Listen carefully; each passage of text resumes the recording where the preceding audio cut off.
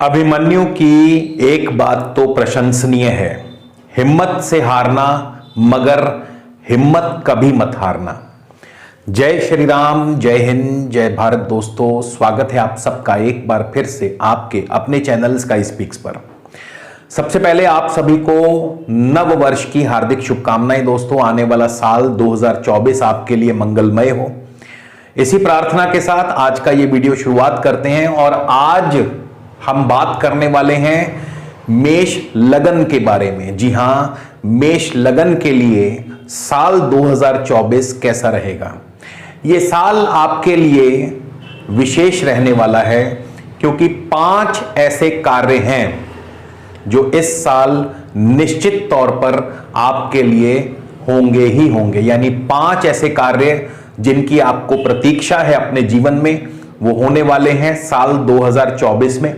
और वो 5 कार्य कौन से होंगे इस वीडियो में आपको हम बताएंगे, तो बने रहिए हमारे साथ। दोस्तों, वीडियो को शुरू से लेकर अंत तक जरूर देखिएगा।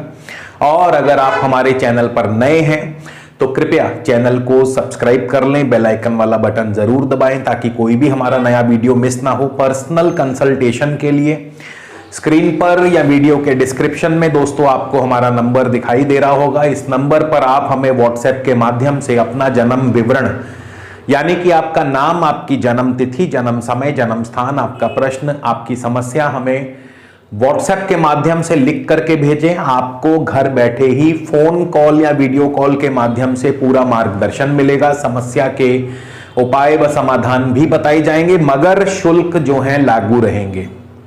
तो चलिए आगे बढ़ते हैं। और आज का ये गोचर केवल और केवल मेष लगन वालों के लिए है।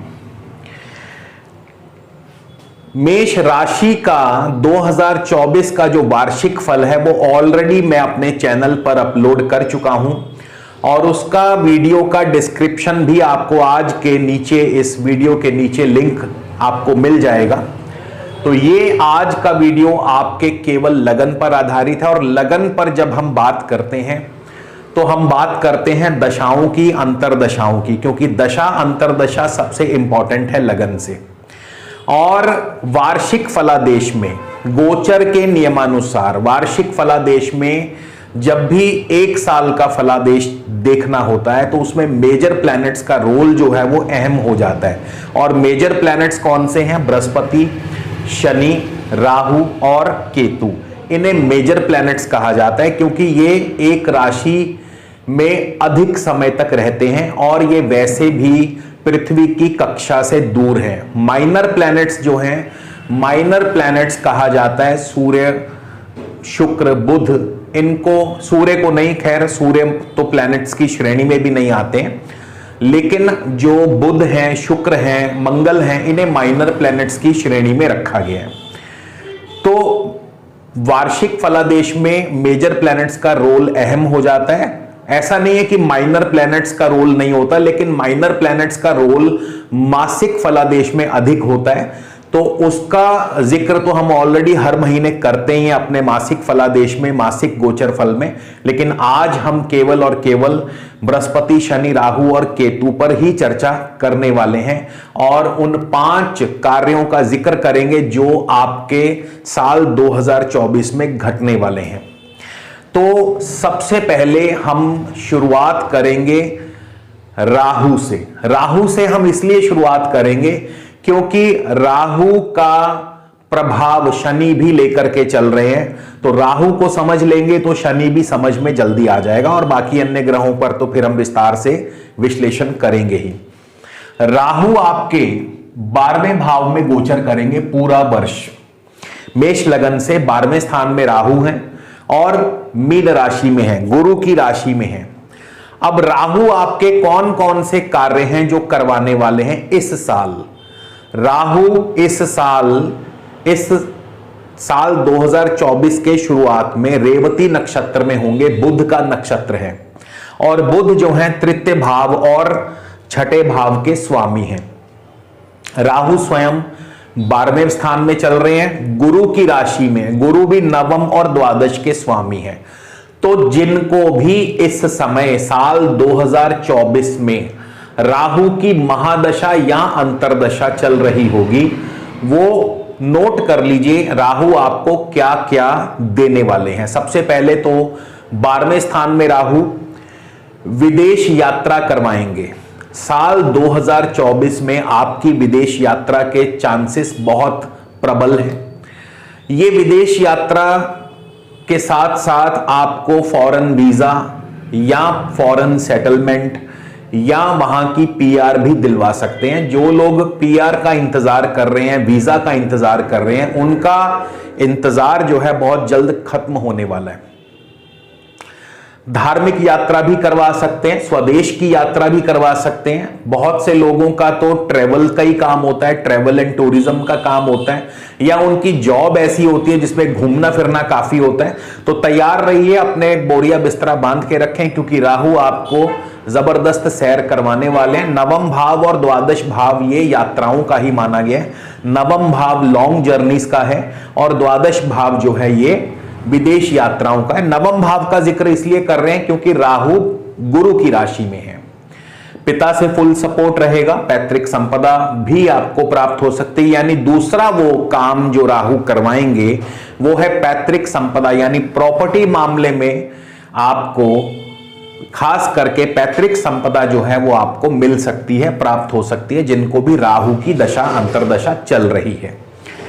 तो हाँ, किसी किसी जातक को, क्योंकि राहु 12वें भाव में बंधन योग भी बनाते हैं, तो किसी किसी जातक को जिनकी कुंडली में, जिनकी अपनी कुंडली में राहु बहुत खराब अवस्था में होगा, तो उनके लिए बंधन योग बना सकते हैं, लेकिन सबके लिए ऐसा होगा ये जरूरी नहीं है।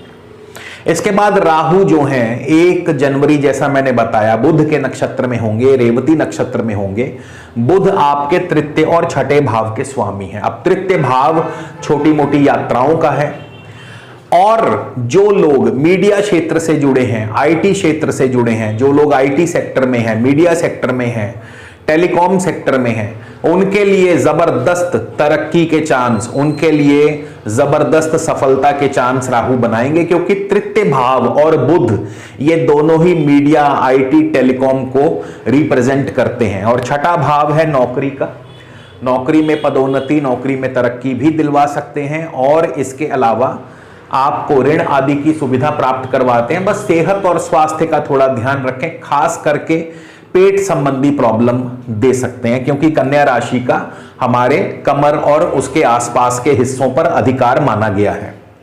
इसके बाद 8 जुलाई 2024 को 8 जुलाई 2024 को राहु जाने वाले हैं शनि के नक्षत्र में, और यकीन मानिए राहु जैसे ही शनि के नक्षत्र में प्रवेश करेंगे आपके लिए धन के द्वार खोल देंगे। ऐसा क्यों कहा मैंने? ऐसा इसलिए कहा कि शनि आपके 11वें भाव में बैठे हैं। शनि आपके दशम भाव केंद्र के और लाभ स्थान के स्वामी हैं, और आपके लाभ स्थान में बैठे हैं। तो राहु जैसे ही शनि के नक्षत्र में प्रवेश करेंगे 8 जुलाई को, नौकरी कारोबार में अच्छी तरक्की, अच्छी सफलता। हालांकि शनि जो है उस समय वक्र अवस्था में होंगे, और शनि 15 नवंबर तक वक्र रहेंगे। तो 8 जुलाई से लेके 15 नवंबर तक का समय थोड़ा सा रुक कर चलेगा, लेकिन इसके बावजूद भी आपके कार्य, खास करके धन के मामले में आपके कार्य जरूर बनेंगे। आपकी कोई रुकी हुई फंसी हुई पेमेंट आ सकती है, और आपको नौकरी कारोबार में अच्छी तरक्की और सफलता दिलवा सकते हैं। राहु जब शनि के नक्षत्र में जाएंगे तो अच्छा धन लाभ होगा, मित्रों का, भाई बंधुओं का, खास करके पॉलिटिक्स में आपको अच्छी सफलता दिलाएंगे, राजनीतिक क्षेत्र में आपको अच्छी सफलता दिलाएंगे। तो ये समय भी आपके लिए बढ़िया रहेगा। कुछ एक जातक जिनकी अपनी कुंडली में शनि वक्र होंगे, जिनकी अपनी कुंडली में शनि की अशुभ स्थिति होगी, उनके लिए बेशक राहु उतना बढ़िया फल ना दे पाए, लेकिन अन्य जातकों के लिए, अन्य लोगों के लिए राहु बहुत अच्छा फल देंगे, और अच्छा धन धान्य, अच्छी सक्सेस, अच्छी इनकम, ह्यूज इनकम दिलवा सकते हैं, बड़े लेवल पर, बड़े स्तर पर आपको धन लाभ करवा सकते हैं, प्रॉपर्टी से आपको धन लाभ हो सकता है। यानी राहु का शनि के नक्षत्र में जो प्रवेश होगा बहुत बढ़िया रिजल्ट देगा। तो राहु आपको इस प्रकार से फल देंगे। अब हम बात करेंगे देवगुरु बृहस्पति की। बृहस्पति आपके प्रथम भाव में है, बृहस्पति की दृष्टि आपके पंचम भाव, सप्तम भाव, नवम भाव पर पड़ रही है। यानी बृहस्पति पूरा वर्ष ही नवम भाव को 1 मई तक बृहस्पति जो है नवम भाव पर दृष्टि जमाए हुए हैं, सप्तम भाव पर भी और पंचम भाव पर भी। तो बृहस्पति के प्रभाव से सबसे तीसरे नंबर पर जो कार्य आपका संपन्न होगा वो है संतान सुख की प्राप्ति।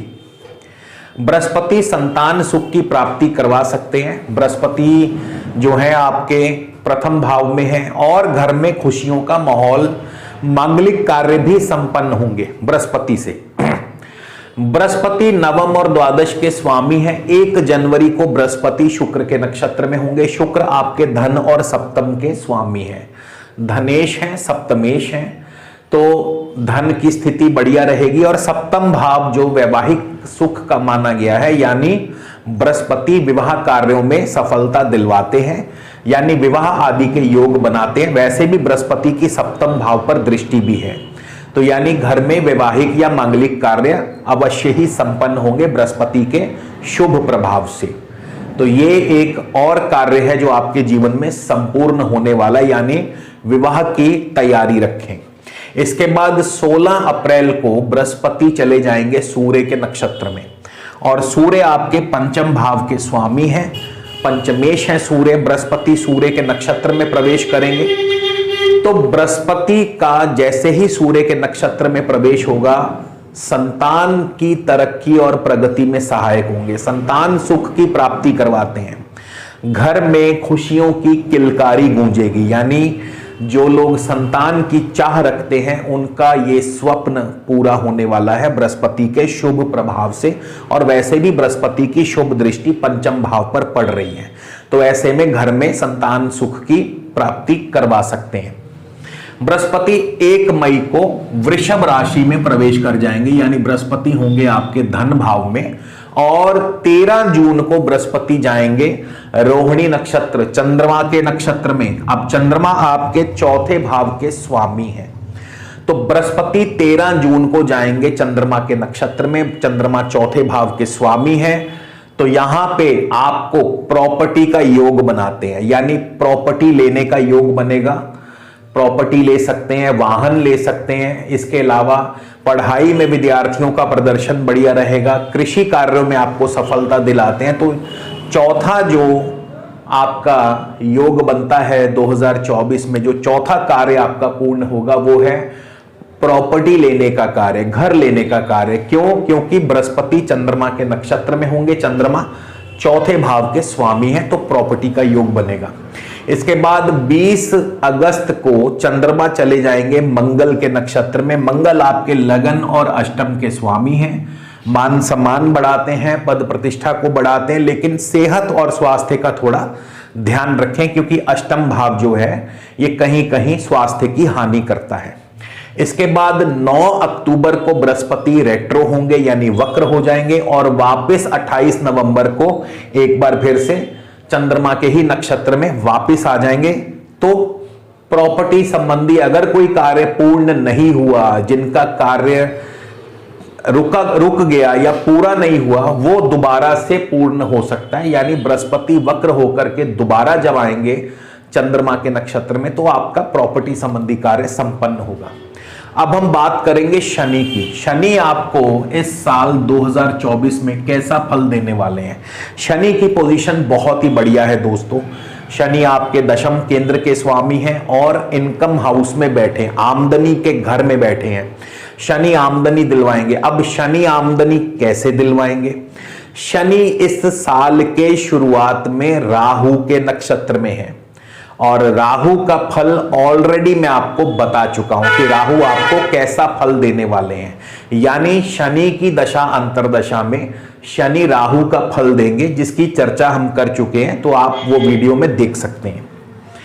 6 अप्रैल को शनि देव चले जाएंगे गुरु के नक्षत्र में। गुरु के नक्षत्र में जाएंगे। गुरु कौन है? नवम भाग्य और द्वादश के स्वामी।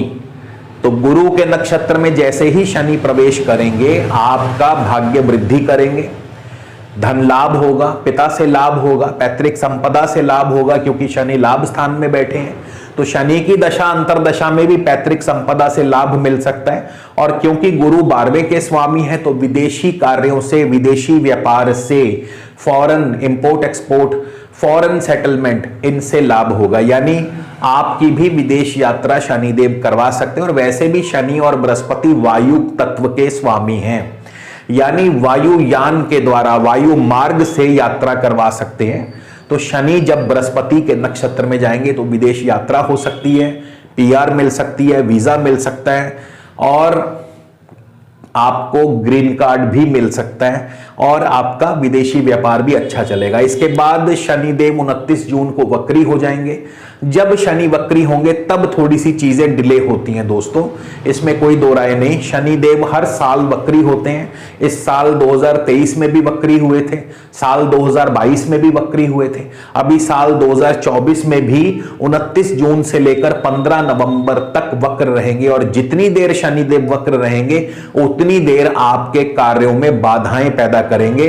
और ये हर बार आपने एक्सपीरियंस भी किया होगा, मैं हर साल बताता भी हूं, और इस साल भी ऐसा होगा। तो 29 जून से पहले और 15 नवंबर के बाद जो है आपके महत्वपूर्ण कार्य संपन्न होंगे। लेकिन इस दौरान, इस बीच आपके कार्यों में रुकावट लगेगी, ब्रेक लगेगी। और इस दौरान शनि राहु के ही नक्षत्र में होंगे, तो राहु भी वक्री हैं, और उधर से राहु भी शनि के नक्षत्र में होंगे। तो ये थोड़ा सा आपस में जो नक्षत्र परिवर्तन है, इसकी वजह से थोड़ी सी खिचड़ी बनेगी, कार्यों में रुकावट या ब्रेक लगेगी। लेकिन 27 दिसंबर को ये वैसे ब्रेक 15 नवंबर तक ही रहेगी। उसके बाद शनि मार्गी हो जाएंगे, और शनि जैसे ही मार्गी होंगे वापस से अपनी रफ्तार पकड़ लेंगे। 27 दिसंबर को शनिदेव वापस गुरु के नक्षत्र में प्रवेश करेंगे, क्योंकि जब वक्री थे तो एक बार राहु के नक्षत्र में वापस चले गए थे। तो गुरु के नक्षत्र में वापस आएंगे, फिर से वही विदेश यात्रा, फॉरेन सेटलमेंट, ये सब चीजें दोबारा होंगी। धार्मिक यात्राएं भी हो सकती हैं, पैतृक संपदा भी मिल सकती है। तो इस साल शनिदेव आपको इस प्रकार से फल देने वाले हैं। केतु की बात कर लें, केतु आपके 6ठे भाव में है, कन्या राशि में है, बुध की राशि में है। और केतु जो है इस साल 3 नक्षत्रों को पार करेंगे, यानी इस साल 3 नक्षत्रों से गोचर करेंगे। पहले तो केतु कन्या राशि में है, बुध की राशि में है। तो बुध, जैसा मैं ऑलरेडी बता चुका हूं कि आईटी, मीडिया, टेलीकॉम सेक्टर से आपको फायदा करवाएंगे, छोटी मोटी यात्राओं से आपको फायदा होगा, स्थान परिवर्तन भी हो सकता है, नौकरी में ट्रांसफर भी हो सकता है। ये जो 5वां कार्य है, ट्रांसफर या तबादला, अगर आप इसका इंतजार कर रहे हैं तो अब केतु की दशा अंतरदशा में ट्रांसफर के योग बनते हैं, क्योंकि केतु बुध की राशि में है और बुध तृतीय भाव के स्वामी है।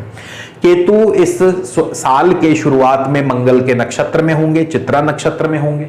मंगल आपके लगन और अष्टम के स्वामी हैं, मान सम्मान, पद प्रतिष्ठा, कार्यों में सफलता।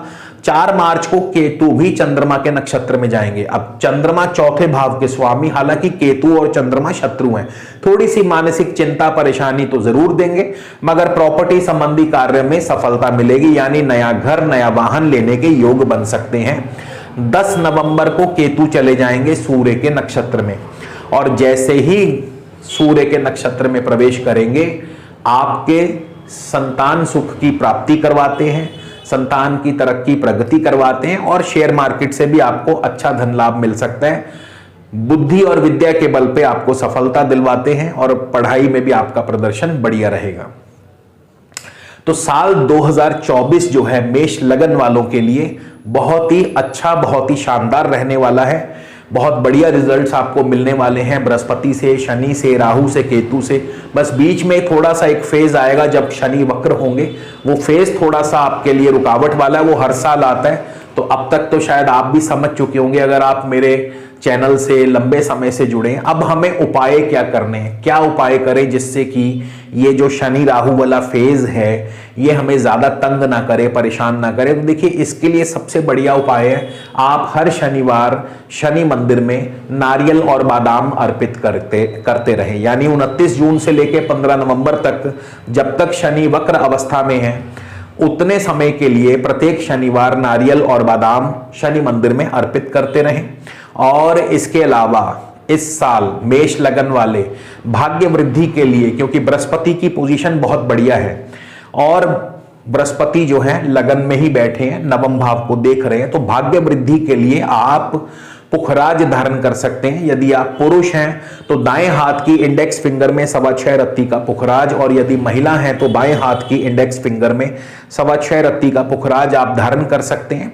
और ये रत्न आप हमारे यहाँ कार्यालय से भी मंगवा सकते हैं। हमारे कार्यालय से आपको 100% सर्टिफाइड, 100% शुद्ध और प्रामाणिक रत्न घर बैठे ही कोरियर द्वारा प्राप्त हो सकते हैं। उसके लिए आप स्क्रीन पर दिए गए नंबर पर हमसे संपर्क कर सकते हैं।